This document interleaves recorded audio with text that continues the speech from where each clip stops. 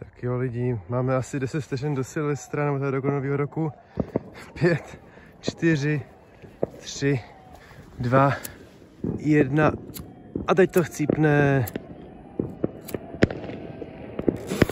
Tak, je to 50 dumbumka.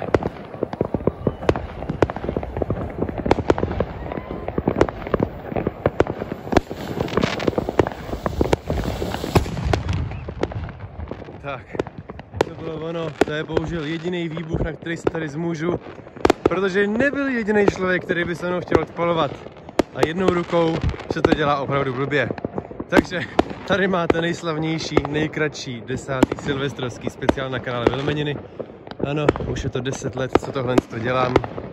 Jo, jsem magor, poslední je takový opravdu skromnej, ale padina mi ještě doma nějaká zbyla. Tak to je ono. Hele, užívejte nový rok ze Vilimeniny, děkuju za krásných 10 let.